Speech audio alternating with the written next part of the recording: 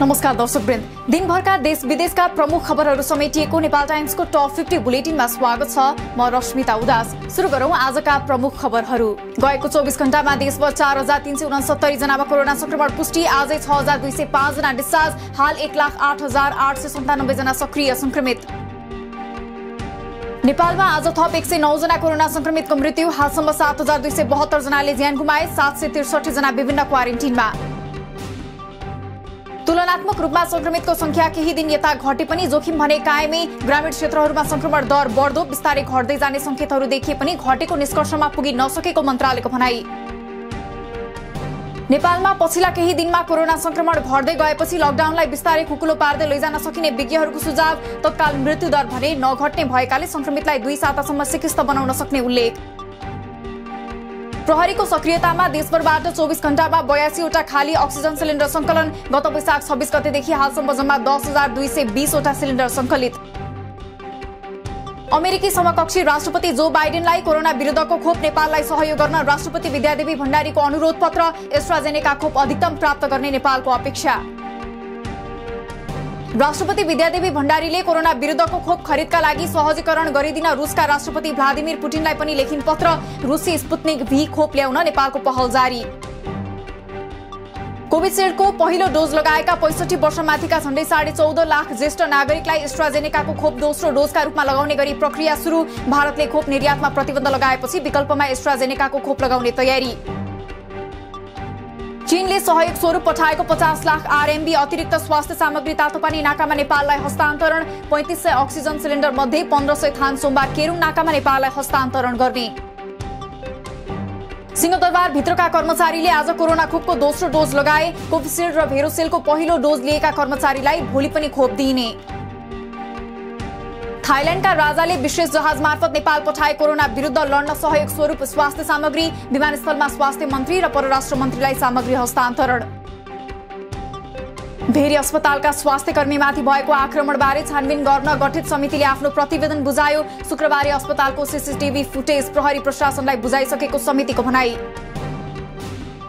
प्रतिनिधि सभा विघटन विरुद्ध दायर भएको रिटमाथिको सुनवाई हेर्दा हेर्दैमा रिट निवेदकका तर्फबाट 8 र सरकारी पक्षबाट 3 जनाले बहस गरेपछि अर्को सुनवाई भोलिका लागि सारियो।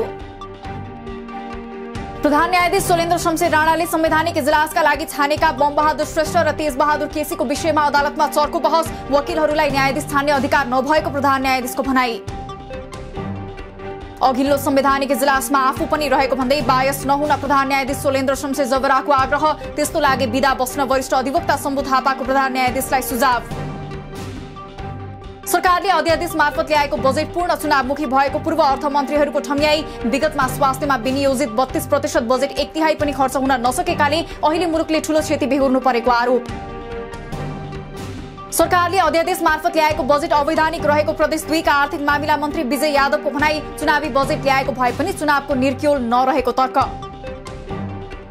प्रदेश 1 का विपक्षी दलहरूले संसदको बजेट अधिवेशन तत्काल बोलाउन माग गर्दै आइतबार प्रदेश प्रमुख सोमनाथ अधिकारीलाई भेटे, संविधानको पालना गराउन सरकारलाई सजग गराउन आग्रह।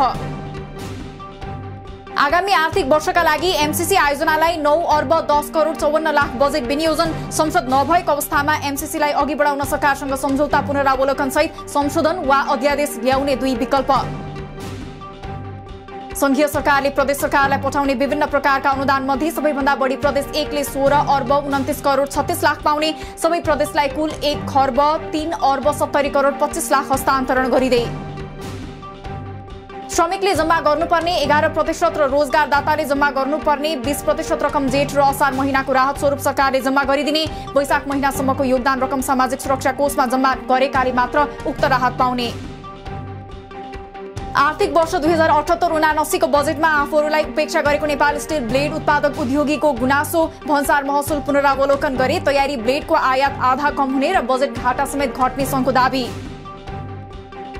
बजेटमा भाषा परिवर्तनको सहायता लिँदै किराँत संस्कृति जोडिएको खुवालुङ ढुङ्गा फुटाउने सरकारको घोषणा, अभियन्ताहरूले दिए बजेटलाई खुवालुङ अतिक्रमण गर्ने अस्त्रको संज्ञा।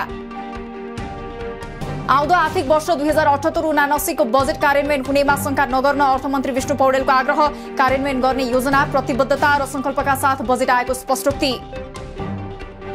आर्थिक वर्ष 2078-79 को बजेटले निजी क्षेत्रको अधिकांश सुझावलाई समेटेको उद्योग वाणिज्य महासंघको भनाई। बजेट कार्यान्वयन हुन सके कुनै कैफियत नदेखिएको नेपाल च्याम्बर अफ कमर्सको प्रतिक्रिया।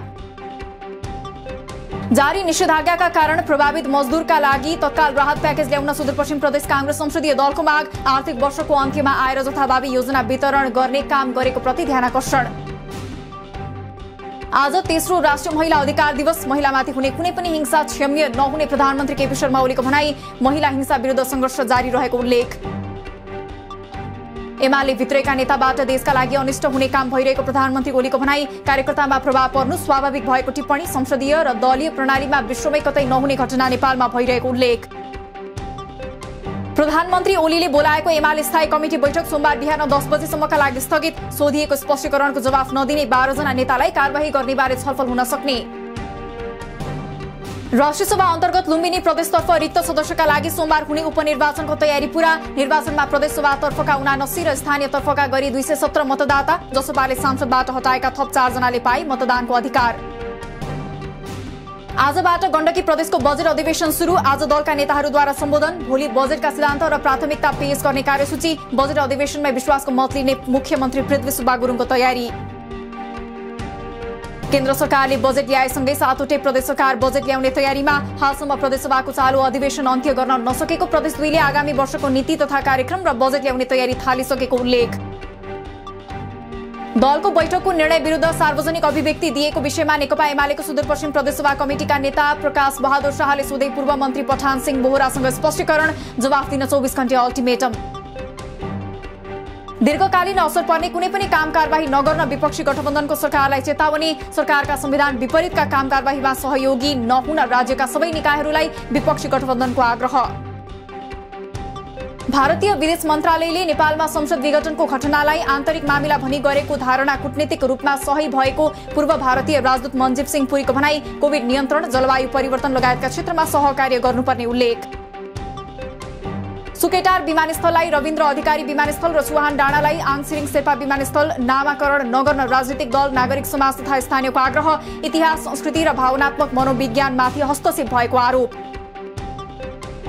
सुकेटार विमानस्थलको नाम परिवर्तन गर्नु अगाडि व्यापक छलफल गरी सहमति निर्माण गर्नुपर्ने एमाले नेता योगेश भट्टराईको भनाई। त्यसै नाम परिवर्तन गर्दा विवाद, विभाजन र अनावश्यक तनाव मात्रै झेल्नुपर्ने उल्लेख।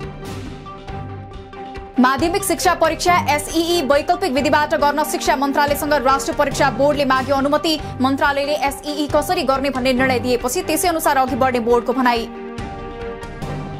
विद्युतीय माध्यमबाट अपराध बढेको भन्दै सचेत हुन नेपाल प्रहरीको साइबर ब्युरोको आग्रह।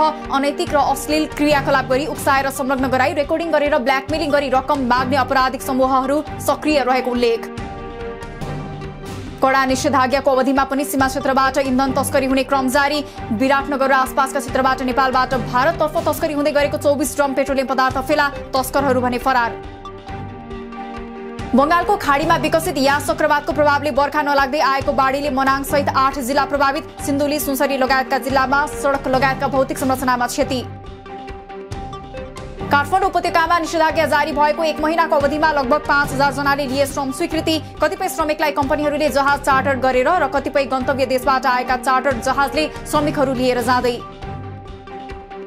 ओमानले जुनदेखि कार्यरत विदेशी श्रमिकहरूलाई मात्र श्रम अनुमति अर्थात् वर्क पर्मिटका लागि नयाँ शुल्क निर्धारण गर्ने। वर्क पर्मिट शुल्क नयाँ व्यवसायका लागि पनि हुने। शुल्क निर्धारण हुन बाँकी।